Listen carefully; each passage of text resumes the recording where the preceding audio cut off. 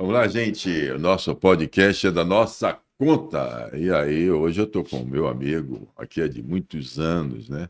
Grande figura, excepcional, importante, muito importante não só para Salvador, para a Bahia, para o Brasil, aliás, e para a Espanha também. Vitor Ventim, meu querido, que prazer estar com você aqui. Esse homem aqui, como eu disse, condecorado pela coroa espanhola, baiano, dupla cidadania. Vitor, presidente da FIEB também, presidente da FIEB, também recebendo um Tomé de Souza. Eu acho que tudo que você já passou, né, Vitor? Eu acho que, além de empresário tradicional, então, vamos falar um pouquinho. Vamos ser um prazer estar com você aqui. É da nossa conta saber também essa história de Vitor Ventim. Bom, eu sou, como você já disse, baiano.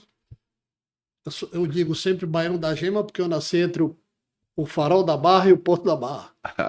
Então, mas tenho a cidadania espanhola, porque meus pais são espanhóis, o que me honra duplamente. Efetivamente, eu sou terceira geração e comecei como empresário logo após me formar em engenharia civil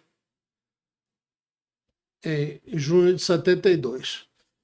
Estava preparado para ser engenheiro, mas a família precisou de uma renovação na direção da empresa e me deram essa E a empresa a oportunidade. inicial, a empresa qual era? A empresa é Café América e Macarrão Brasil, são as marcas de fantasia mais conhecidas.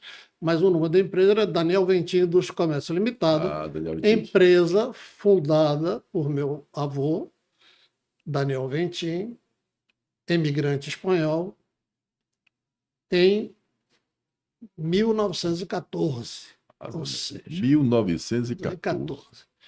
E com contrato na JUSEB, em 1914. Mas, efetivamente, naquele tempo, provavelmente ela tinha alguns aninhos Já. vivendo. Exatamente. Perfeito. Ele se dedicou sempre ao ramo de padaria, massas alimentícias, biscoitos, café. Foi crescendo aos poucos, degrau a degrau, e chegamos, então, para encurtar, chegamos ao ano 72, onde a empresa precisa de uma mudança de direção. E me coloco na presidência do Café América. Eu também, durante todos esses anos, me dedico ao Café América e ao Macarrão Brasil. Até que no ano 2003, uma multinacional me faz uma oferta e eu achei tentadora e achei que efetivamente era a hora de mudar de ramo. Mas não quis deixar de ser industrial imediatamente. Junto com o Urso Jorro da Schadler, montamos uma empresa de transformação de cacau nos Estados Unidos. Essa empresa era de 4 sócios. Um dos sócios era um diretor do Banco de Boston, da época de Meirelles, que foi ministro da Fazenda, Exatamente. e o outro eram os descendentes dos Meyer Friend do chocolate garoto do Espírito Santo, que havia vendido também para uma multinacional, que vendeu para a Nestlé. Então decidimos entre os 4. Então foi meu segundo, digamos assim, minha segunda atividade empresarial na área industrial, fora do Brasil. E lá eu descobri como nós somos maltratados no Brasil como empresário. Eu já sabia. E essa empresa está lá até hoje? Essa empresa está lá até hoje, mas nós também já recebemos uma proposta de uma outra multinacional e pareceu boa a maioria e decidimos transferir. Mas, voltando ao importante, eu já sabia que o empresário é muito maltratado no Brasil. Não só discriminado, como também expoliado a impostos sucessivos de natureza elevada. Nos Estados Unidos, nós descobrimos, na prática, que eu comprava o café do armazém geral onde ele estava, ou o cacau. O café vem a fala, porque É é o da risco de raiz. cachimbo. É da raiz. Comprávamos o cacau ao armazém geral, onde ele estava depositado, sem pagar imposto nenhum. Torrávamos o cacau, gerávamos o líquor de cacau, ou a manteiga de cacau, ou a torta de cacau, que são os 3 produtos nesse primeiro estágio de industrialização, e o vendíamos a uma grande chocolateira, ou às grandes chocolateiras. Nós estávamos a 110 milhas da Mars, que é uma das maiores dos Estados Unidos. Ela tem 20% do mercado americano, ou a Hershey, que tem outros 20%. São as 2 gigantes americanas. Também vendíamos sem imposto nenhum. E essa chocolateira também iria vender ao supermercado sem imposto nenhum. E onde é que pagava o imposto? O consumidor, quando comprava. Então a cadeia toda. Toda não tem imposto, não tem débito, crédito, departamento fiscal. E quando o consumidor o compra, do consumo, ele paga aquele percentual ali.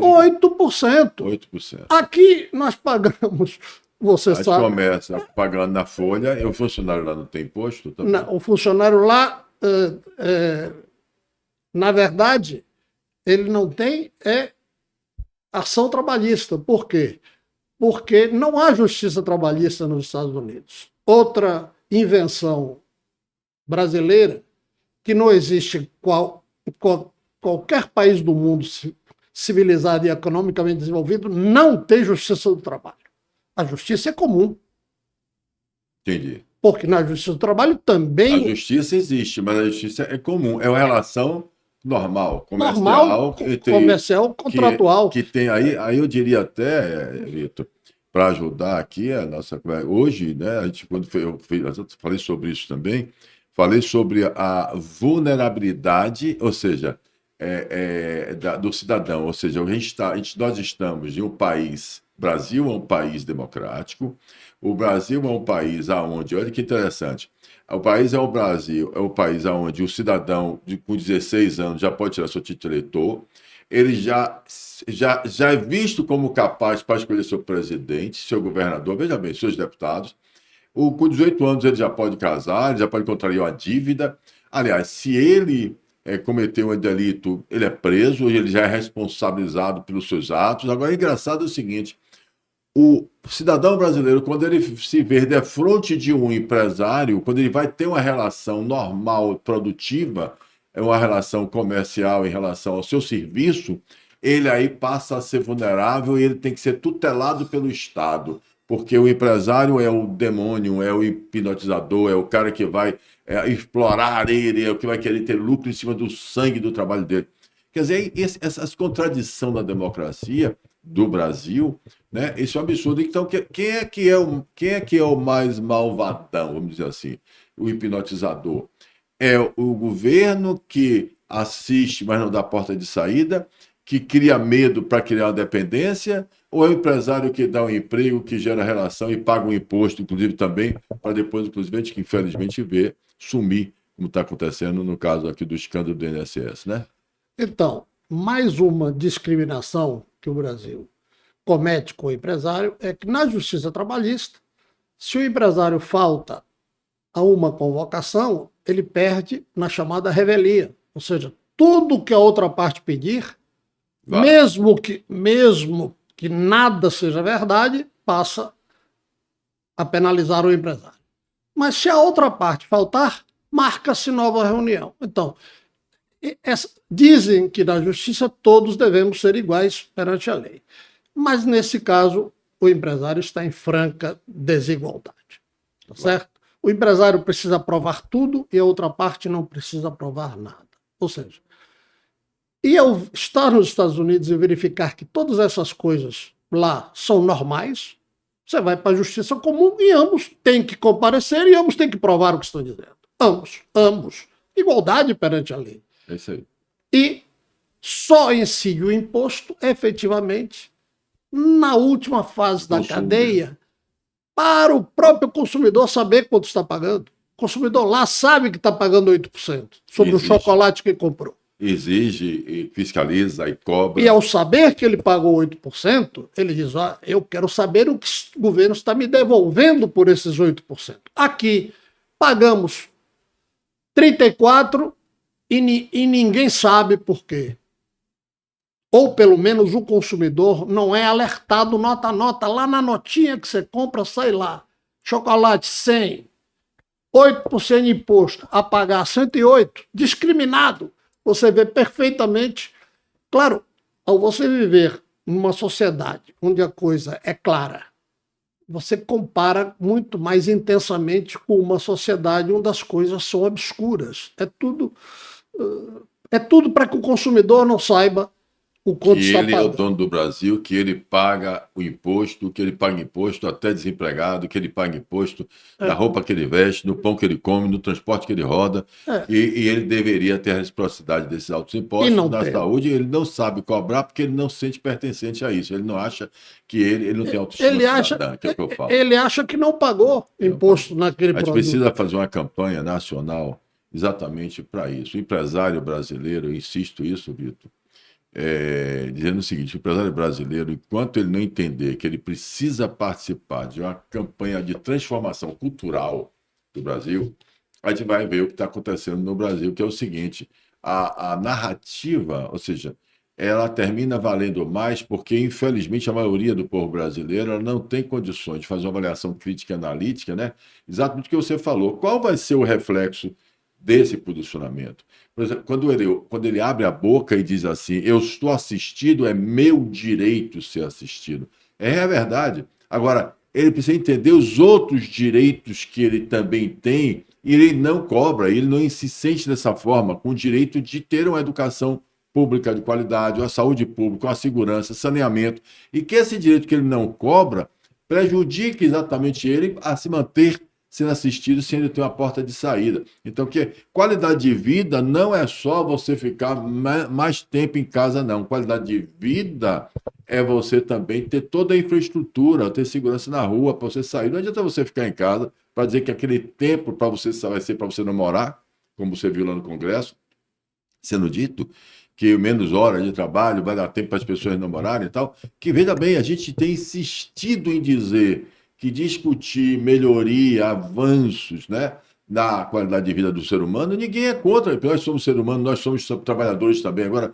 o que nós estamos colocando é a forma, o jeito e não discutir as particularidades. Essa é outra coisa, não sei como é os Estados Unidos, você até me dizer.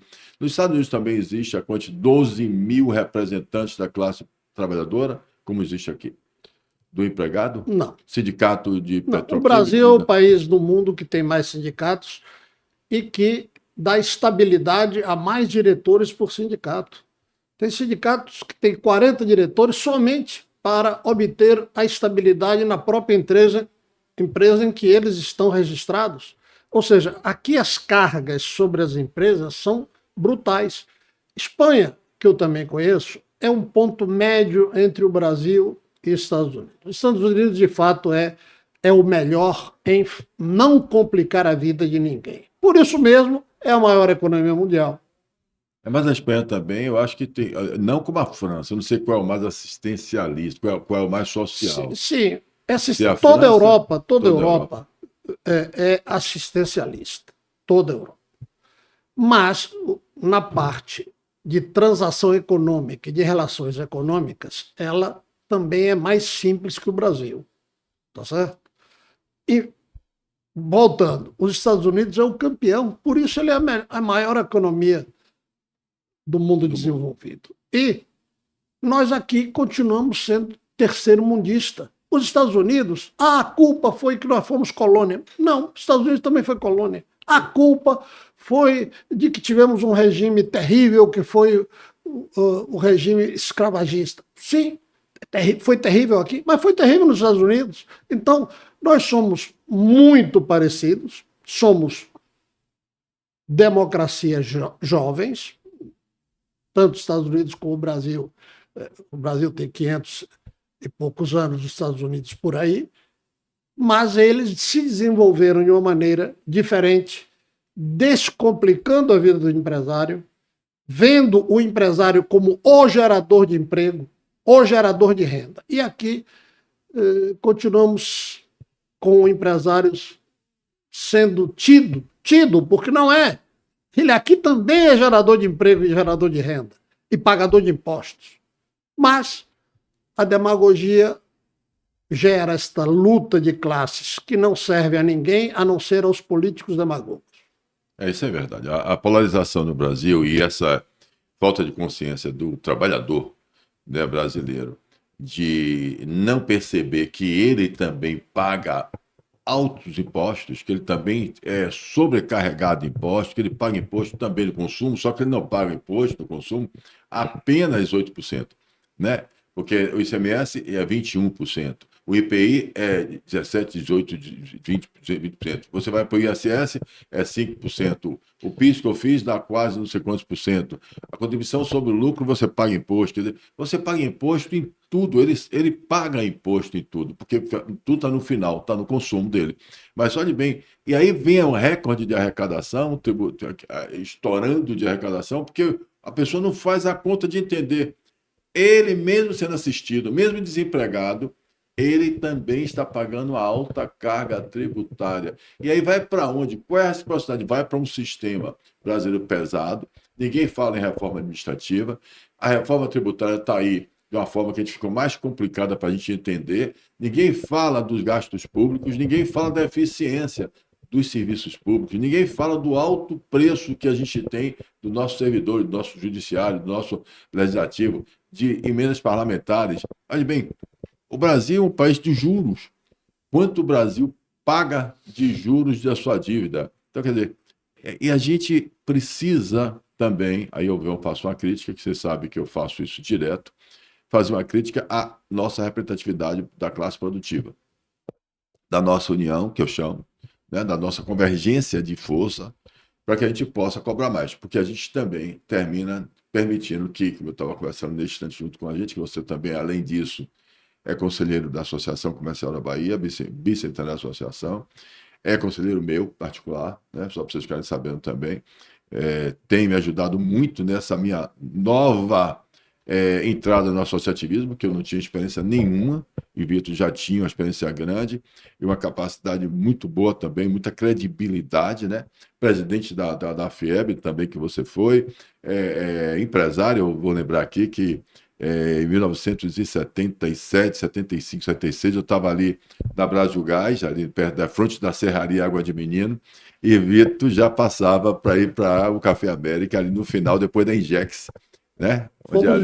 Fomos vizinhos lá da Brasil, fomos vizinhos um bom tempo ali, então temos uma relação muito boa. Tenho um prazer também de ser amigo dos filhos dele, tanto do Daniel como do Vitinho, que hoje também, o Vitinho aí também com os netos lindos, também como eu tenho os meus 5, né? Graças a Deus. Então somos normais, cidadãos empresários brasileiros, que demos muito duro, conhecemos um pouquinho e hoje estamos lutando através do associativismo para que a gente possa transformar alguma coisa. Mas é importante o empresário entender que a casa de pressão, que é o termo da ciência política, onde o empresário brasileiro, isolado, sozinho, ele não consegue exercer a sua fração de soberania, a sua fração de poder, ele precisa estar associado para se aproximar mais dos governantes da vez, para dizer o que é que ele precisa, como é que ele pode ser tratado. Nós estamos vendo aqui, na Bahia, absurdos acontecendo e a gente precisa apoiar os nossos companheiros, os nossos empresários que produzem riqueza, geram emprego e prega. Isso aqui, só para você entender, o impostômetro.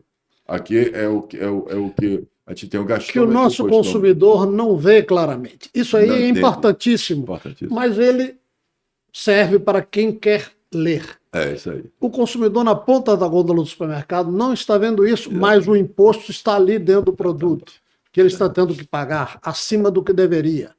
É isso, Vitor. É maravilhoso essa oportunidade de ter aqui uma história. Você está com quantos anos hoje? 78. 78? Está inteiro. Está inteirado, rapaz. Efetivamente, pratiquei muito esporte na juventude. Eu acho que isso dá uma certa capacidade de viver alguns aninhos mais, parecendo que está mais forte até provavelmente do que está. Não, mas está forte. Mas, efetivamente, o que precisamos é que as nossas empresas sejam respeitadas e que o ambiente gerado pelo governo não nos expulse. Estamos vendo aí quase 200 empresas, grandes empresas, se mudando para o Paraguai. Porque o ambiente empresarial no Brasil está hostil. O capital não fica onde é maltratado. Ninguém fica onde é maltratado. Se você vai em qualquer lugar, ninguém fica. Numa padaria, num cinema, ninguém fica. E o empresário está sendo maltratado no Brasil. O empresário paga muito imposto e não tem saúde boa, não tem educação boa, usável pelos seus filhos ou netos, não tem segurança. Eu sou a mesma pessoa e tenho a mesma coragem aqui no Brasil do que na Espanha. Meu carro aqui é blindado. Isso é um imposto. É verdade. Porque a segurança não me é suficiente aqui. É verdade. Então, e o que eu quero e o que eu luto, e sei que você, Paulo, luta, é para que nossos filhos ou nossos netos tenham um ambiente no Brasil para empreender aqui. Porque como eu convenço a meus filhos, que foram conhecedores, porque foram comigo para a empresa nos Estados Unidos, vão comigo para a Espanha, que este ambiente daqui é melhor que o dos Estados Unidos e o que da Espanha. Como eu posso convencê-los a que devem investir aqui, gerar empregos aqui, gerar renda aqui, gerar receita aqui? O governo tem que ajudar. Na verdade, eu diria o seguinte, isso é muito importante, essa fala de Vitor foi muito importante, a gente fazer uma reflexão juntos. O que está acontecendo é o seguinte, existe a cultura, de transformar a cultura é difícil.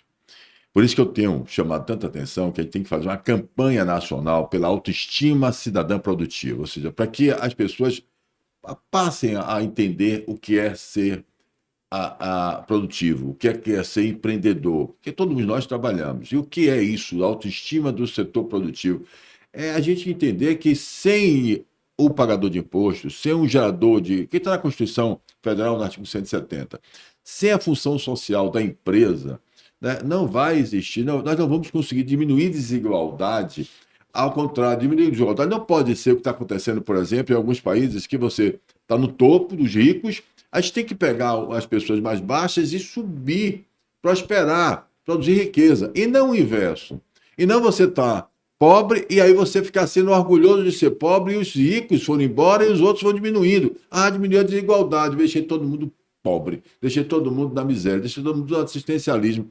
Isso é um absurdo que está acontecendo. E aí eu torno a repetir o que eu venho chamando a atenção da classe produtiva brasileira. Eu falo classe produtiva, gente, eu estou falando, veja, nós estamos aqui na Associação Comercial da Bahia, nós participamos da rede da CACB, das confederações, e aí na indústria também, na CNI, na CNA, na CNC, seja quem for, a maioria do empresário brasileiro é micro e pequeno. Eles empregam mais. Essas pessoas micro e pequenas precisam ser valorizadas, precisam ser respeitadas. A gente precisa respeitar as prerrogativas de quem tem função social. Então, veja bem, o que eu chamo a atenção é que nós, empresários, precisamos reagir. Nós estamos passivos, nós estamos querendo fugir do Brasil, nós queremos trocar o Brasil, a gente quer tirar a cidadania para ir para outro lugar. Não adianta. A gente precisa ficar em nosso país, a gente precisa acreditar nele, precisa transformar. Porque senão, se você não exercita a democracia participativa, você, onde você for, o governante da vez, pode ser que pense que nem o que está acontecendo no Brasil e venha também a prejudicar e a afugentar quem produz riqueza. Então a gente precisa acreditar em nosso país, a gente precisa acreditar que a gente pode mudar e quem mais pode fazer. Eu vou repetir de novo, digo toda vez, viu, Beto? Somos nós, empresários, que não precisamos tanto de segurança, porque podemos ter um carro blindado, escola pública, saúde pública, mas veja bem, se vocês, povo brasileiro, não despertarem também, se a gente não fizer uma campanha para despertar também, vai ser um caos. Nós vamos caminhar para os modelos que a gente vê aí da América do Sul, que está acontecendo. Veja como está a Bolívia, veja como a Venezuela, veja como está agora eu sei, tirando o Paraguai, mas é Bolívia que está tendo uma situação caótica agora. Qual é o outro país? É Venezuela. Me ajuda aí quem é o outro que está acontecendo agora na América do Sul, que está tendo uma. Cuba, Cuba, e tem outro país também. Venezuela, Bolívia, Cuba. Bora, pai. Paraguai não é. O Chile também não é.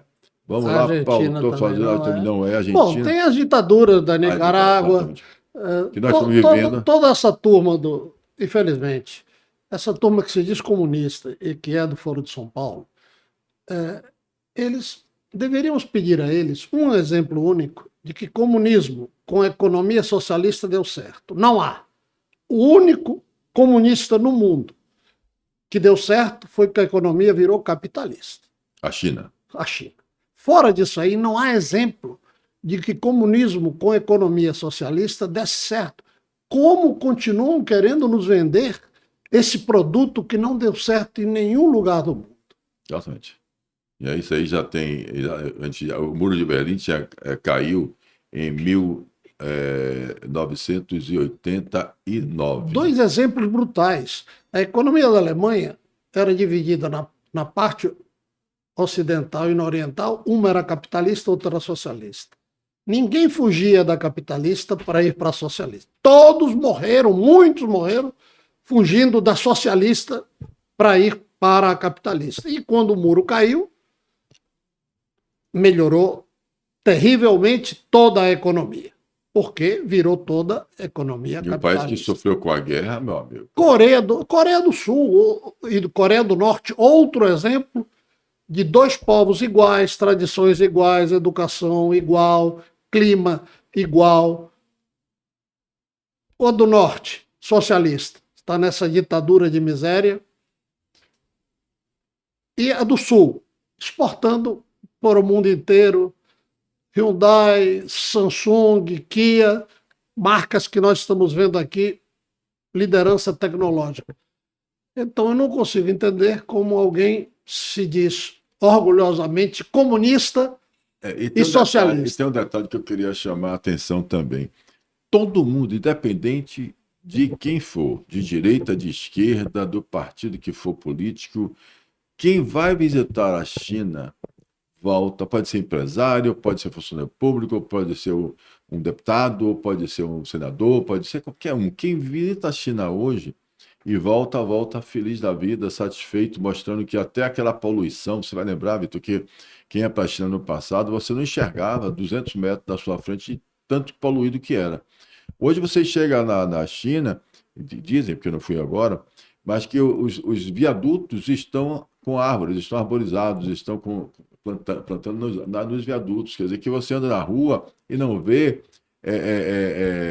problema de criminalidade, que você vê um país próspero, né? E a gente está vendo aqui, ele chegando aqui no Brasil, e vem para o Brasil, está vindo para o Brasil, comprando áreas, explorando, fazendo, acontecendo, tecnologicamente também avançando, exatamente capitalista. Então, a China não é um regime comunista, não é é o contrário, né? É realmente o que a gente falou, o capitalista que aprendeu muito com o capitalismo, foi o celeiro industrial do mundo durante muito tempo, todo mundo botava lá made in China, e hoje eles aprenderam tecnologicamente fazendo frente e ameaçando os próprios Estados Unidos como futuro líder mundial, né? Então, quer dizer, não é possível que a gente não entenda que a gente está com o modelo econômico, está com a forma de administrar a nossa economia equivocada. Eu sei, não tem mais o que a gente discutir ou provar. O que a gente precisa, não pode se alimentar também, o que está acontecendo, que eu tenho visto nessas discussões. Nós temos agora três medidas feitas agora. Nós temos, olha a contradição, a gente tem a jornada de trabalho, diminuição, vai mantendo o mesmo salário, né? CLT. Ignorando que a gente tem mais gente na informalidade e mais gente sendo Bolsa Família do que com carteira assinada. A gente tem o desenrola de novo, ou seja, para que as 82% das famílias endividadas, então, para desenrola quer dizer, você está endividado, eu vou ajudar você, mas agora, né? Não vai resolver nada porque o cara não vai aumentar a geladeira dele porque ele diminuiu um dia de trabalho. Ele vai continuar com a geladeira vazia. Não vai melhorar a vida dele porque ele diminuiu um dia de trabalho. Ele vai continuar com as mesmas criminalidades, com a mesma situação que está, a mesma inflação, mesma desvalorização da moeda dele. Não vai melhorar. E agora você tem essa medida do desenrola, e agora também a gente financiamento para Uber taxistas. Você vão poder comprar seu carro e tal, tal. E as perguntas que as pessoas fazem, e a gente vê fazendo, eu vou poder comprar meu carro com meu nome sujo? Ou seja, efetivamente são medidas que estão olhando para as pesquisas, para os marqueteiros, né, de campanha, para dizer como é que é? Você quer ganhar a eleição, se manter na eleição, ou você quer perder a eleição? Qual é o que é que você... Então, nós perdemos completamente a responsabilidade técnica de assuntos que são importantes para que a gente pense só em se manter na eleição. E o que é que a gente está fazendo? Nós, que eu falo nós, eu estou chamando a atenção, nossa, eu vou encher o saco de vocês, vocês vão me desculpar. Mas consciência cidadã participativa transformadora sim, é mudança cultural. Então, o que é que a gente está fazendo para que a gente possa ter representatividade no nosso Congresso Nacional? Que enquanto o empresário não entender, o produtor de riqueza não entender que ele tem voto, e tiver consciência de força, e ele não começar a ter uma bancada que represente exatamente suas vontades, vai ficar o tempo todo reclamando, mas não vai chegar no lugar, não vai mudar nada, e a gente vai caminhar para a fuga mesmo. É a única coisa que nos resta é fugir daqui. Diga, meu querido, você notou que... O seguinte, eu gostei da sua figura da geladeira. Efetivamente, ninguém é capaz de ser contra a que o funcionário tenha mais descanso. Claro. Mas a geladeira vai piorar, porque os custos empresariais vão subir e os custos dos produtos vão subir. Então a geladeira, se já havia dificuldade para encher a geladeira, vai aumentar essa dificuldade. Então, nada nesse mundo é grátis. Nada. Mas parece que com a vontade eleitoreira de ganhar votos, estamos nos esquecendo de que a inflação vai subir, de que os produtos vão aumentar. E outra coisa que eu passei por alto no momento, quando falamos da dupla nacionalidade que eu tenho, evidentemente eu tenho passaporte espanhol, tenho até casa na Espanha, feita por meu avô em 1927. Conheço também. Tive o prazer de que vai fazer 100 anos no ano que vem. Você não sabe, Paulo, a quantidade de companheiros, empresários que me dizem, Vitor, o que é que você continua fazendo aqui? É verdade. Você que tem... Que eu não tenho nada pois disso. é. Por quê? Porque, efetivamente, o Brasil é hostil ao empresário. Então, se você pensa em empreender, do mesmo jeito que essas quase 200 empresas foram para o Paraguai, você pensa em ir para os Estados Unidos, claro, como nós pensamos naquele momento. E foram. E fomos. Ou pensa em ir até para a Europa, mas o Brasil começa a ser descartado da primeira opção. Você só fica, entre aspas, se não tem jeito. Mas eu fico porque eu gosto do Brasil, eu amo o Brasil e eu sou resiliente. Eu também. Parece que estão querendo me expulsar, então eu reajo a isso. Exatamente. Então não vou. Parabéns. Não vou ser expulso. Parabéns, vamos pensar vamos mais tentar lutar aqui dentro, é isso aí, com ideias reformadoras e inovadoras, para que esta sociedade deixe de ser hostil ao que lhe dá trabalho e renda. Porque isso é suicídio. Exatamente. Eu não posso ser hostil ao que me gera trabalho, que me gera renda. Que me gera... uma coisa interessante, Vitor, me desculpe, mas você que está na Espanha e a gente vai para os Estados Unidos, o salário mínimo da Espanha não é diferente do valor seguinte, o salário mínimo, que eu procurei saber. Qual o salário mínimo na Europa? Qual o salário... Então, vamos lá. Se a gente tem aqui 1.500 e poucos reais, vamos dizer, do salário mínimo, o salário mínimo de lá não, é a mesma coisa, em torno de 1.600 a 1.400, só que é euro. Verdade. Só que quanto vale um euro? Vale no entorno de 6, para 6. arredondar Então, a vamos conta. arredondar. 5 e pouco. Bota 5, para ficar melhor ainda. Por causa dos Estados Unidos. Vamos embora para dólar. 5 é dólar. Imagine se é o dólar, mas imagine se. Porque o povo não entende isso também, não percebe isso. Seus R$ 1.500 ou R$ 1.500, se estiver sua moeda valendo a valor de compra que nem o do dólar, você estaria entrando no supermercado, lembra daquela geladeira, com R$ 7.500 de poder de compra. Aí a gente podia até falar, poxa, vamos embora diminuir aí o 4 horas de trabalho. Já tenho R$ 7.500, minha geladeira já dá para encher. Entenda, quando você nem tem capacidade de compreensão, de compreender isso, o valor da sua moeda, ou seja, a desvalorização, você sente, porque você sente. Quando as pessoas estão, o chocolate que você falou, ou a doce, eles estão diminuindo, deixa mesmo valor, mas diminui 30% a quantidade. Então o cara diminui. Agora você tem uma dúzia de ovos com 10 ovos, né? Ou seja, claro que eu estou exagerando, mas eu estou dizendo assim, eu sinto. Mas o que está acontecendo é que você entra no supermercado e você encontra, né, o biscoitinho diminuído. Ou seja, você encontra o mesmo valor do biscoito, então você está comprando menos. Então, você entra no supermercado e não consegue sair de lá com aquele carro como você saía. Então, se o povo brasileiro, pelo menos, não entender o que está acontecendo, achar. Não adianta, não tem valor de assistência jurídica que seja oportunista, que você esteja imaginando, não, eu estou ganhando dinheiro que é um direito meu, eu estou sem trabalhar, é melhor do que não trabalhar. Não trabalhe para ninguém, trabalhe para si, trabalhe como cidadão, trabalhe para melhorar o seu país, como o Vitor acabou de dizer aqui. Não precisa você trabalhar para ninguém, não, mas você tem que trabalhar para você, pelo menos, porque aqui tem uma opção, você tem a sua cidadania, e tem sua casa, e tem sua opção. Certo? Eu tenho uma opção, apesar de não ter a cidadania espanhola, mas ainda bem que eu quero dizer você. Mas e vocês que não têm? Isso é que é mudança de cultura. Nós precisamos aprender a exigir, a fiscalizar, a cobrar e, pelo menos, saber votar, saber escolher seu representante e depois saber cobrar ele. Então, um exemplo. A China é dos países do mundo com maior carga horária, em que se trabalham mais horas por mês e mais horas por dia. Isso significou que ela saiu do buraco de passar fome e está hoje como uma das maiores economias do mundo. E nós no Brasil queremos fazer o caminho inverso antes de estarmos maduros.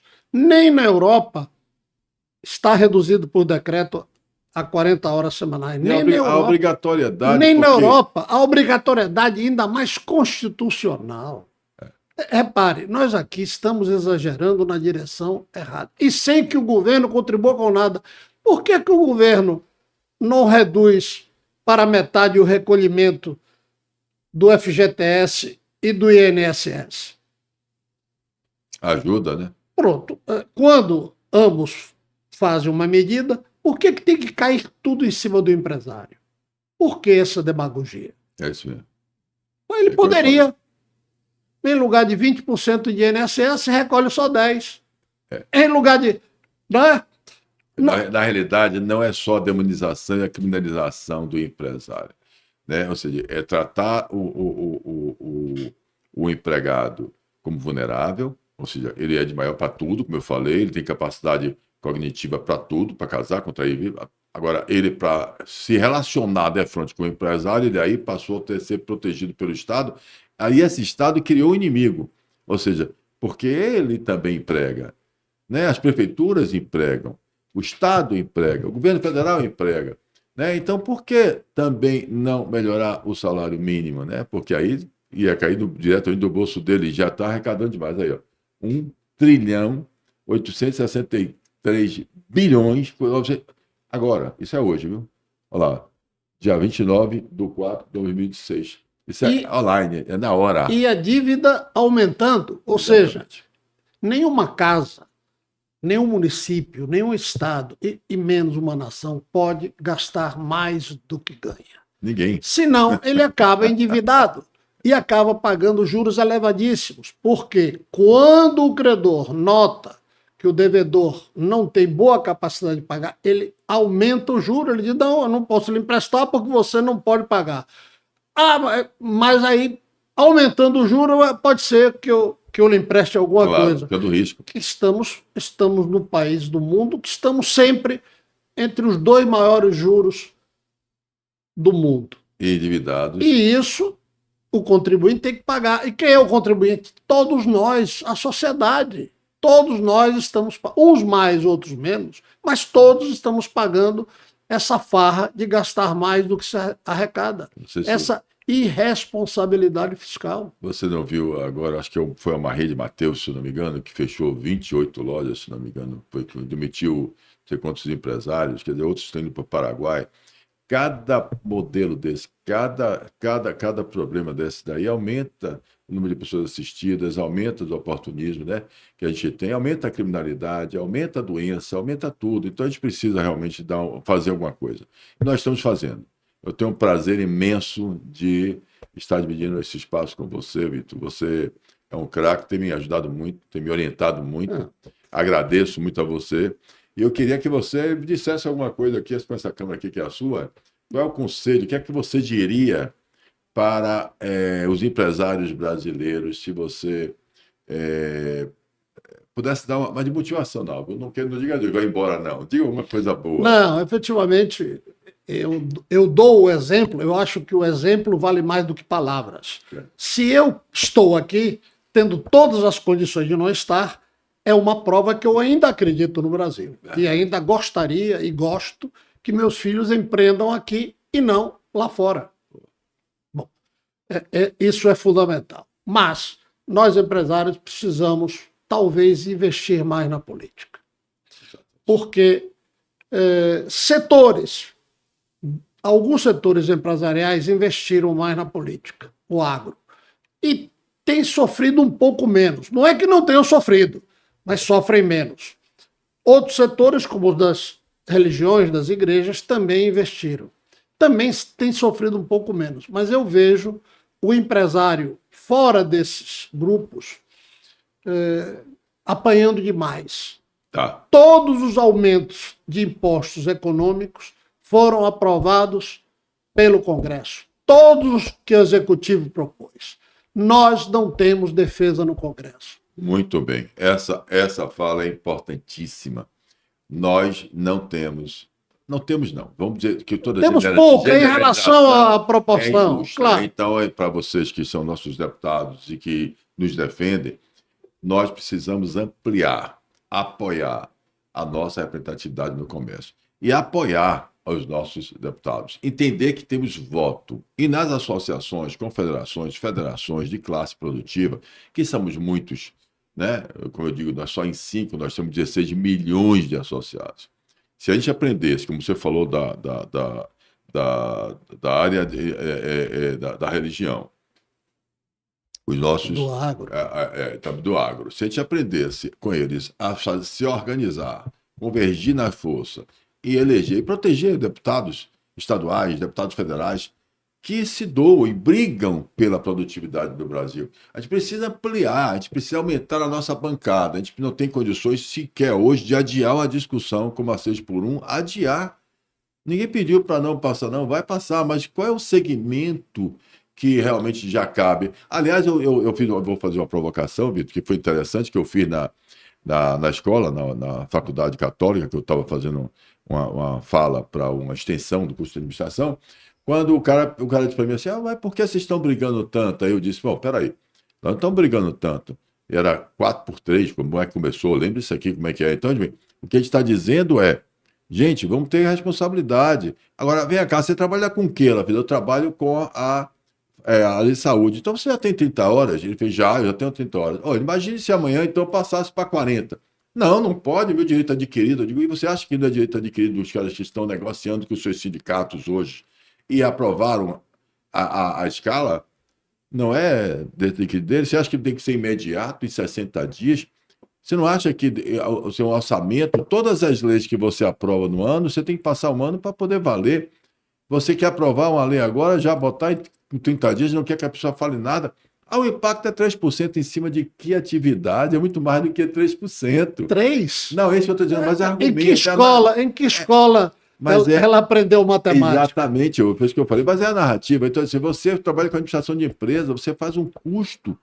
Se você for formação de custo, a gente paga imposto em tudo, paga folha na folha. Então, essas discussões é que nós estamos colocando aqui. E tem uma coisa que até a gente estava conversando no instante aqui, quando até a Isabela, presidente da Associação Comercial da Bahia, estava dizendo o seguinte: quando a gente aborda, a pergunta é diferente. Quando você pergunta, você quer sua geladeira mais cheia ou mais vazia? Se você quer você trabalhar menos ou você quer ganhar mais? Se você perguntar, por exemplo, se você trabalhasse essas 4 horas que você vai ganhar, fosse revertido no benefício de um retorno do Estado como saúde pública, você passasse a ser o primeiro, prioritariamente, a ser atendido no SUS e tivesse um atendimento de hospital particular, você trocaria e trabalharia para ter esse privilégio? Eu quero ver quem quer dizer que não. Então, veja bem, o povo não tem consciência do que o Estado tem a obrigação de entregar para ele, pelo alto imposto que ele paga. Então, essa é a questão, a mudança cultural. É difícil? É, mas é capaz. Com a grande campanha nacional de autoestima cidadã da classe produtiva, a gente muda a cultura desse país.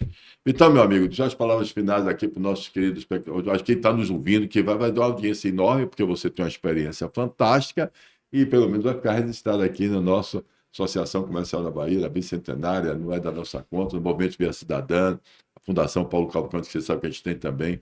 Você tem muita experiência para nos ensinar, eu agradeço muito. Paulo, foi um prazer esse seu convite, esta sua consciência que precisamos aumentar nossa representatividade. Efetivamente, eu disse, não temos nenhuma, é um exagero retórico, nós temos alguns, poucos, deputados e senadores que nos representam e nos representam bem, porque senão a hecatombe seria muito pior. E é verdade, a gente tem que agradecer. Mas nós precisamos divulgar mais. É isso aí. Divulgar mais e ter mais representantes que, de fato, consigam que sejamos ouvidos. Exatamente isso. Perfeito. Somente isso.